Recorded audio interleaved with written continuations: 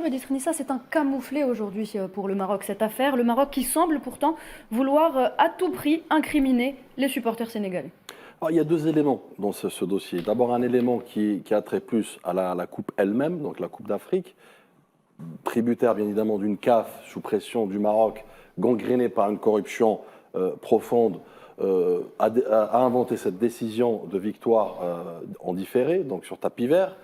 Donc c'est historique, c'est singulier, mais en même temps c'est un marqueur notamment d'une mutation dans laquelle le Maroc s'isole davantage. Je m'explique. Le deuxième élément, pour finir cette idée, c'est l'élément des 18 supporters, ou dois-je dire les 18 otages, pour reprendre les mots forts notamment de leur avocat, sur lequel je partage, puisque la définition des mots est importante et le poids des mots est important. Rappelez-vous d'ailleurs pourquoi je parle d'otages, puisque d'ailleurs le temps nous a démontré effectivement que, rappelez-vous, sur ce même plateau, l'Hebdo Show, nous avions évoqué en exclusivité, en scoop, que ce n'était pas anodin, c'était un guet-apens notamment qui a été orchestré contre ses supporters, puisque l'avocat lui-même stipule qu'il y avait des agents de sécurité notamment, donc des autorités marocaines, qui ont, pour reprendre les mots, excité ou qui ont provoqué ces malheureux supporters.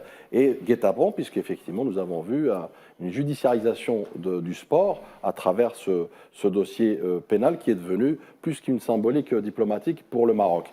Et oui, aujourd'hui, le Maroc, on peut dire qu'il a assassiné le foot africain, il a assassiné la magie de la CAN. Le Maroc, non seulement s'est isolé, ça on le savait pertinemment autour de cette table, il s'est isolé diplomatiquement, c'est un fait avéré. Aujourd'hui, il s'est isolé notamment par rapport au peuple africain.